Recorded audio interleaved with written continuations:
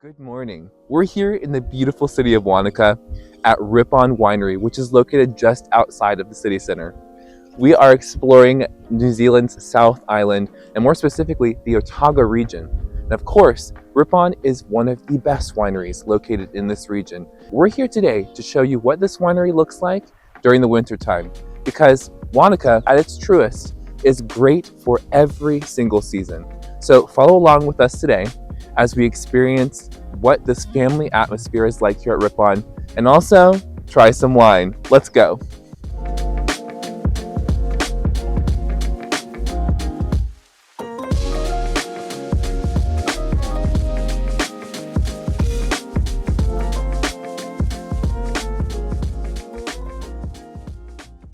Today began around the bonfire at Rippon Winery, where handshakes and smiles were shared with the skilled laborers who cut the vines and the passionate staff who bring this land to life.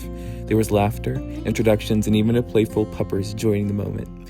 From there, we discovered how cows support the vineyard's eco-friendly practices before meeting Joe, a member of the Mills family, who had us laughing as we dove into the surprisingly fascinating world of cow manure.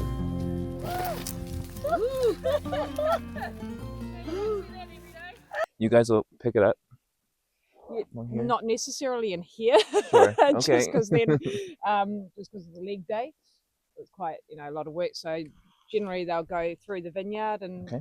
round the flats, and then the team would come through, depending, once a week or something. Once a week? Tidy everything up. Yeah. Very nice. And you guys just have 5 right now? or is 5 it- at the moment, Mhm. 6 at some point. She's definitely pregnant. Yeah, Birch, Nui, the big guy at the back is Thistle.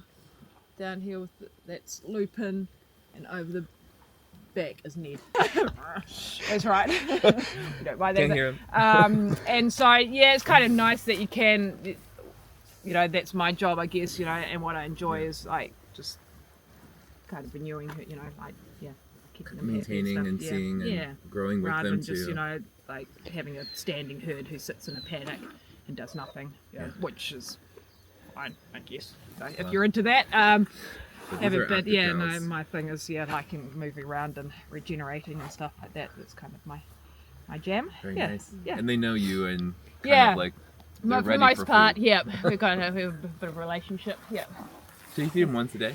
yeah, through winter. Yeah, Okay. yeah, and depending on where they are, but there's more grass in here. Like eventually, they have had them in the vines, but they've got a taste for them, so that's kind of a little bit. A recent thing, isn't it? Yeah, like I think it's either timing of that things are still moving in the vine, like there's still sap and sugars and stuff, and so maybe they're missing something. So there's been a little bit of chewing. So unfortunately, because there's heaps of grass, I'm like it's so annoying. But so usually they're just like in the headlands outside the vine.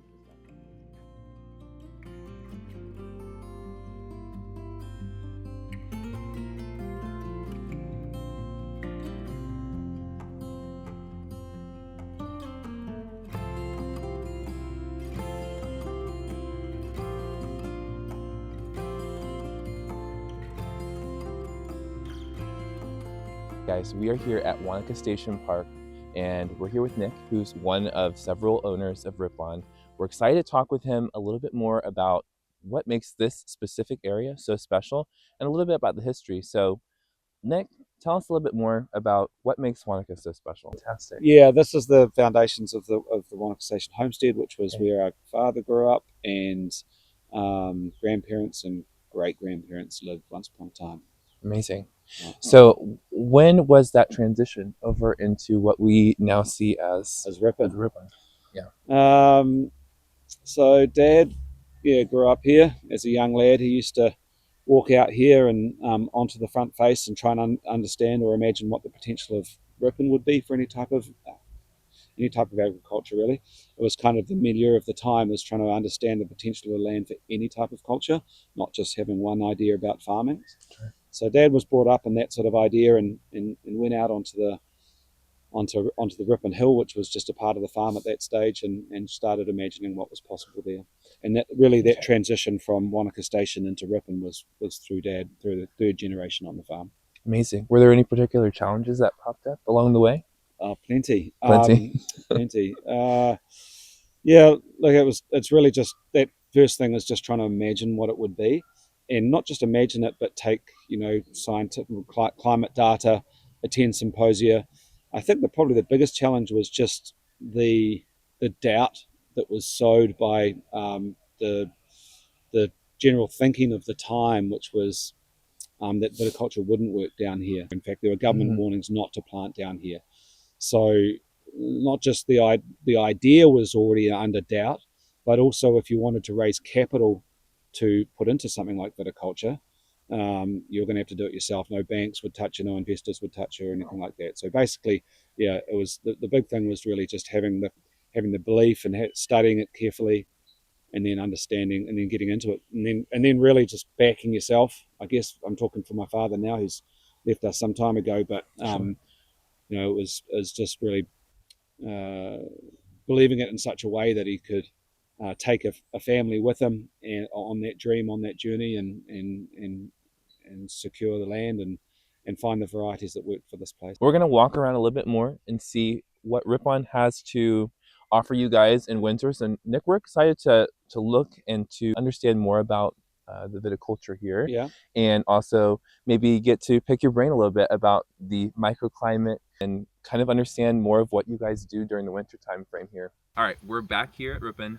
We are in front of these beautiful vines, and if you guys can see, Lake Wanaka is behind us. We've got a beautiful view. So Nick, I want to hear more from you about what makes this lake work so well with these vines. If that's the right way to word No, that. that's good. That sounds good. I think the main thing just before the lake is that we're really close to the main divide. So we're the closest to the main divide. So this means we're really temperate. We're not as hot or as cold or as dry as the rest of the region. So it's just a little bit softer, which is a nice place to be, but also from a viticultural point of view, it's a nice place to grow. The lake itself is a large thermal mass. So you wouldn't believe it, but it only changes like 3 or 4 degrees from summer to winter. At least the core temperature warms up on top so you can swim in it, but the core temperature is more or less consistent, which means it's going to warm things up on a cold night. So it's like if it's super cold like now, you can get a little bit of warmth coming off the lake. Sure. But also on a really hot day, it's going to cool things culture. Incredible. Does that island play a little bit of a It part does in actually, this? yeah. This is where we're standing. Is actually the most, the calmest, if you like, the most sheltered part in the vineyard. Which often you'd think that was sort of counterintuitive because it is the closest to where the weather's coming from, and so a lot of the wind comes down here in summer. But because we're sitting in behind Ruby Island, it's like a rock in a river, if you like. It spoils the wind. It doesn't stop it, but it rolls it and spins it. Sure. So you can actually have this area of calm right in here, where it's going to be still super windy out on the outside flanks there. So this is a really calming part, softening again the environment. Fantastic. With all these factors combined, what thrives here? What type of vines thrive here, and what do you specialize in? Pinot Noir, Riesling, Gewürztraminer are sort of the varieties that find themselves most comfortable here. We also make a tiny little bit of Sauvignon Blanc, a little bit of a wine called Ostiner as well. But that all came about quite organically in its own right. Is that Rolf? Everyone said nothing would work here, so our father Rolf, he planted everything he could find. He planted about 25, 30 different varieties. Here, actually, right where we're standing in front of us here is where the old nurseries were. So we used to take cuttings off all of the best performing varieties, the ones that are showing the best vine architecture, the best bunch architecture, issuing the most balanced fruit and wine and juice and wine as well. The ones that didn't need pushing or pulling acid, sugar, water, or anything like that. In those varieties, we would take cuttings from, and those individual vines we would take cuttings from, put them through our own nurseries, and then plant out parcel by parcel, selecting down to the vine material that's here today. Nick took us from the vines in the lower section of the top of the winery, giving us a behind-the-scenes look along the way, and that's where we met Kelly, who runs the whole aging and testing side of things. She was pulling samples, jotting down numbers, and even let us peek into how the lab analysis and taste trials work. Basically, she showed us the ropes and made us feel like junior winemakers for the day. So laid back. So laid back.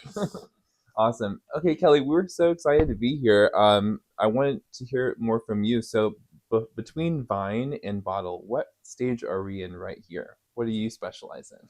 So just finished post fermentation and into like clarification of the wine. So just letting everything calm down after harvest has come in, Sure.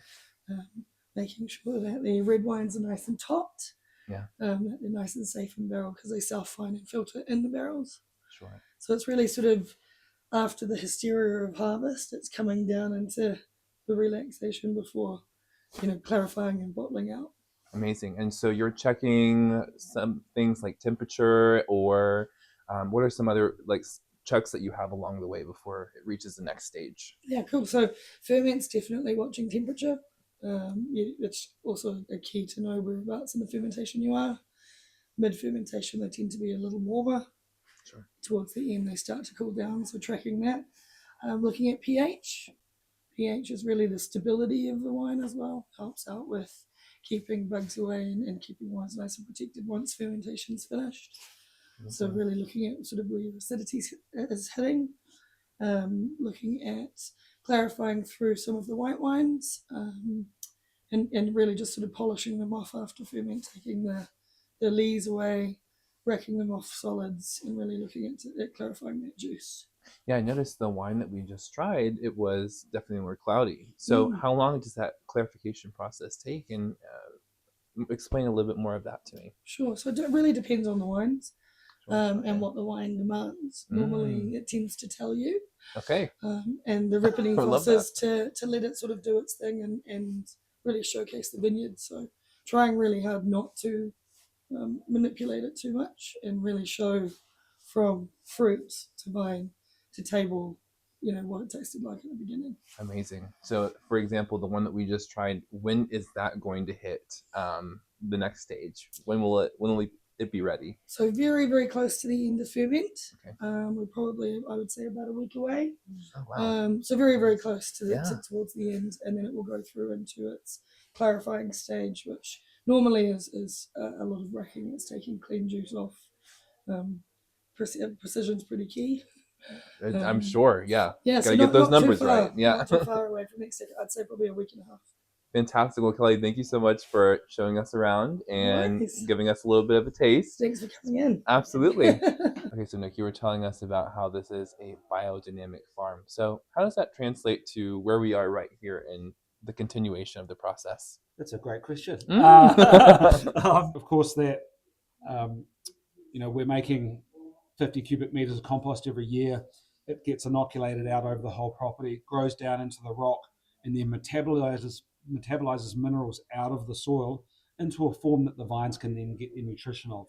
So the vines are pretty much living tissue issued off the land itself. And we let that grow all the way up and take that fruit from that vine, from that plant, and put that through a natural secondary process all the way from fruit all the way into wine in a way that respects the life of the wine. We don't need to add any sugar, water, nutrients, vitamins, yeast. These are naturally made wines because of the way that they were planted. Because we've got all the material that you've seen out there in the vines are comfortable in this environment. They issue fruit that doesn't need pushing or pulling or any sort of adjustments and must. We can simply just stand back and let the wines be themselves. It's fantastic.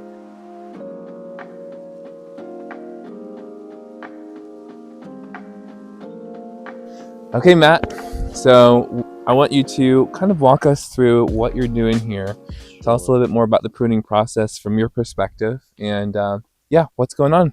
All right. Well, yeah, it's winter, so it's pruning time. It's returning the vineyard to a state that we can move forward in growing season. So come spring, this will all burst into life, and then we'll try and control it so then we can have a balanced vine. The issue that we have here is there's a bit of low fertility and a little bit of imbalance and maybe some mismanagement in years past. So we're trying to kind of bring back life, I guess. How would you pick up on that imbalance? So if we look at, say, like these vines over here, okay, We've got a couple of shoots that are quite tall that go up to the top, and then they've got shoots that are quite thin and quite weak.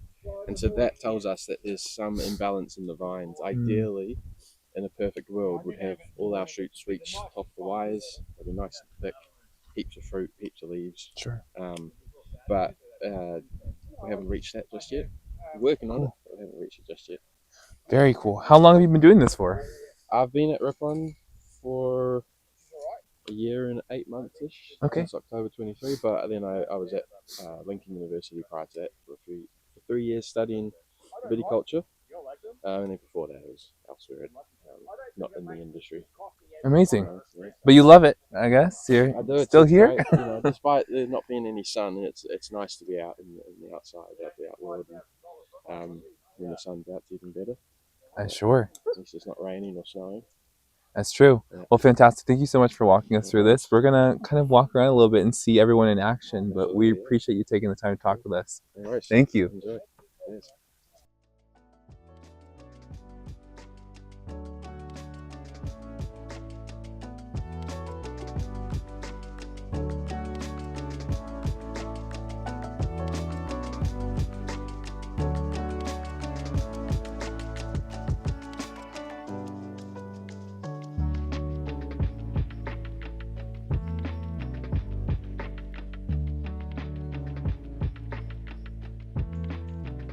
Nick, well, before we let you go, we know at the heart of Rippon, it's family, and we want to hear more about this special tree and the surrounding area. Tell us a little bit more about this. Oh, nice one, Jonathan. So yeah, this is a tōtara. It's a tree that's eco-sourced. So that's to say, we take as part of some community work, we get seeds, genetic material from the forest that we hear before humans, and we propagate that out and get that material back into the farm and into the surrounding area as well. And we take part in the community efforts for habitat restoration around this region. But this tree itself, underneath it is the placenta of one of the 5th generations on the farm. These trees that we're standing amongst here have the placentas, as I say, of different individuals from our nieces and nephews and children and what have you. So that's a Māori tradition. In Te Reo Māori, in our indigenous language, the word whenua means both land and placenta. The idea that we're connected to Mother Earth in the same way that we might be connected to our own mother. And so what we do here is we put all of the placentas. It's a tradition that when this was planted, the placenta sits underneath the tree and we dig it straight into it. So this connects us and our family to the land. Also on the out here behind us, we have an area where the ashes of our ancestors are kept as well. So out here in this zone, it's kind of like the before and after the kids and the ancestors in the same spot. It's amazing that you can really truly feel your family history and that it will continue and keep on going forward, and that people can walk here and know that that history is here as well. Yeah, it's fantastic. It is. I mean, really, when we're talking about Rippon, we're talking about a place. Yeah. We're talking about an individual, a farm with which we maintain a relationship as a family and a community, and it's really the whole workings of this farm is all about, I guess, land security in vulgar terms, but it's really about trying to maintain a connection, a human connection to land over time through successive generations of certainly our family and our team and our community as well. You know, we've definitely noticed that in our time here in New Zealand, especially in getting to talk with Maori people, even with Kiwis, and just understand more of the way that they treat the land and the continuity from that point on. So just being here and hearing that from you is just another story that we can go back and take to our people back in the States and just understand. It's all about connection, It's connecting people with place. Thank you so much for walking us around. I really appreciate it. And then we're gonna go try some wine now, finally. So guys, let's head out. Okay guys, the time has come. I am so excited to usher you in to the inside of Rippon, where we are going to be trying some incredible wines with Peter at the cellar door. So let's go on in and finally have some of what we've been learning all about today.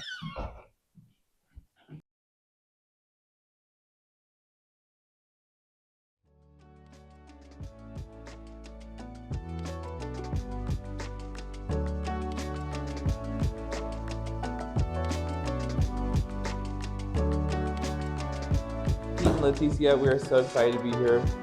Why don't you go ahead and tell us a little bit more about what we are going to be trying today? Absolutely, yep. I will take you through 5 of our wines today, beginning with Oststeiner. Awesome. Oststeiner Okay. originally comes from Germany. It is a man-made cross between Riesling and Silvaner, so 2 other German varieties.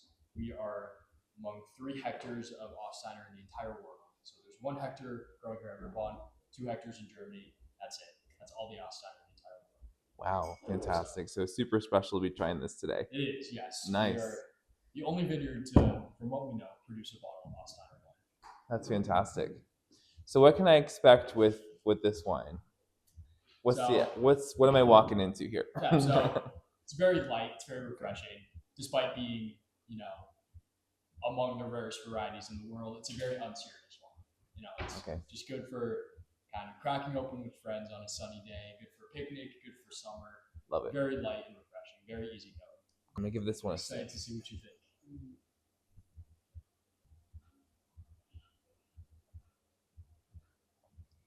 Oh yeah, I can literally picture what you told me. Summertime with friends, cracking this open and having it. It's delicious. Okay, cool. So we got rosé coming up next. Rosé coming up next, correct.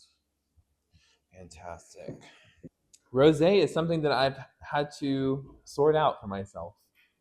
So I'm interested to see how this tastes.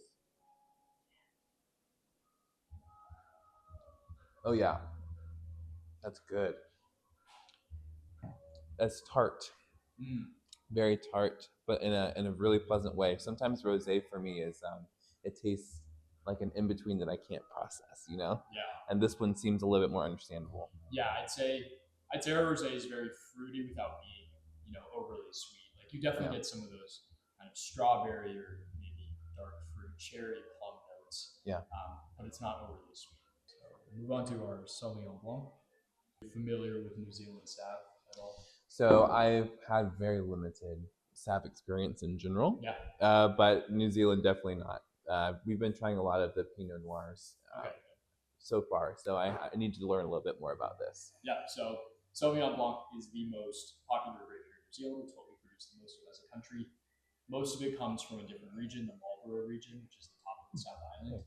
So different climate up there. It's hotter, it's sunnier, there's a longer growing season, more time for those grapes to ripen. So the Sav that comes out of Marlborough is generally very tropical, very fruity, very sweet. Our Sav is not any of those things. Yeah. Better reflection of this kind of colder climate that we have here. So it's going to be much drier, much earthier, more savory. Yeah, it's very strong on the nose. Absolutely. Yeah, what does it smell like to you? That's a hard question. Yeah, it's hard to pinpoint. It's definitely earthy. Yep. And I'm shocked that I can pick that up because I've never smelt a Sauvignon like that. However, the taste is really clear. Yeah. It smells almost like it tastes, but I am enjoying the taste, I think, a little bit more than the smell. Yeah. It's very strong. Yeah, that palate's a little bit different, a little bit softer. It is. Yeah. Fantastic. Okay, so now we're getting to your favorite, right? Yes, of the we are. selection? Absolutely. Amazing. So, moving on to our Pinot Noirs. So Pinot Noir is the most popular grape in this region in central Otago. It's also what we produce the most of here at Rippon. About 65% of our vineyard is Pinot Noir. Okay. And we make 5 different versions of our Pinot Noir. So this one is called Threads.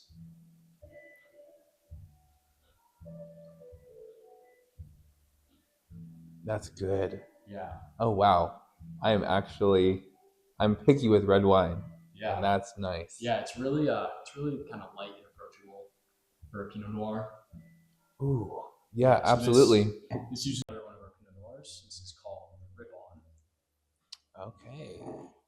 Wine coming out of Tinkersfield is going to be much more full-bodied, higher in tannin. You're going to feel it in your mouth a lot more. Yes, I noticed that. As compared to the Pinot Noir, I'm definitely feeling a lot more compared to the Threads. The Threads, yeah.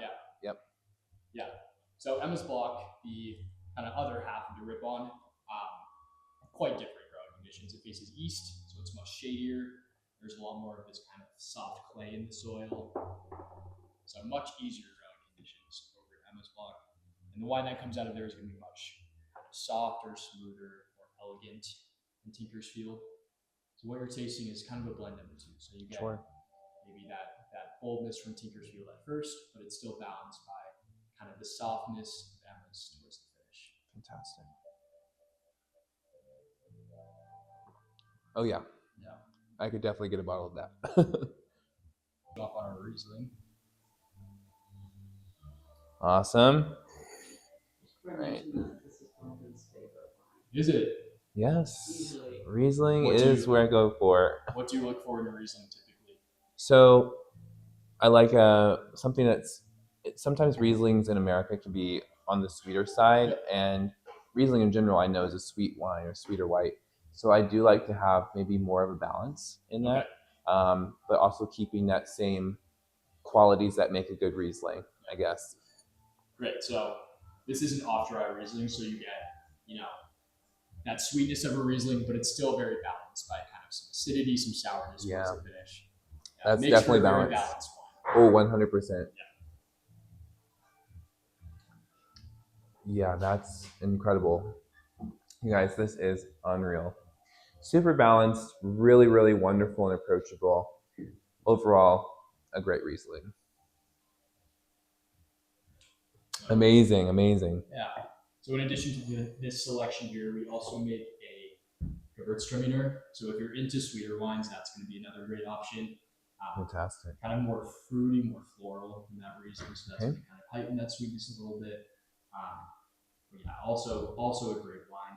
Both of these are aromatic wines. They're really good for pairing with food. So the Riesling, we typically say anything that's salty or fatty, so think like cheese, crackers, charcuterie board type thing, or salmon, or other fatty fish is going to be really nice. The Gewürztraminer goes well with anything spicy, so think like Thai food, Korean food, Nice. Indian curry, something to kind of balance out that sweetness a little bit. Okay, well, Pete, thank you so much for walking us through these wines. They are all phenomenal. And guys, I know that we've been taking a look today at the process from the vine all the way through to the bottle, which we're trying today. So please come and check this out. Ask for Peter and have some incredible wine here at Rippon. We're actually going to be saying goodbye to the Rippon family next. We'll be heading over to the hall where we'll have some incredible wine together and some conversations, and then we'll say our farewell. So let's hop on over there and we'll see you guys in a few minutes.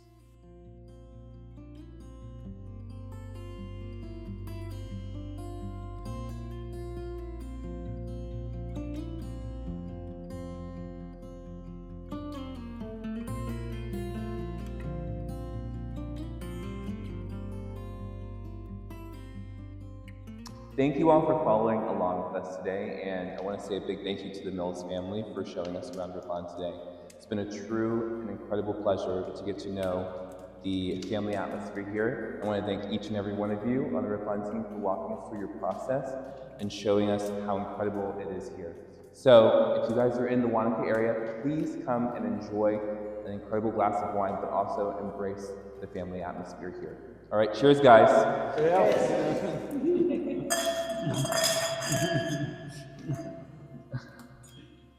Cheers!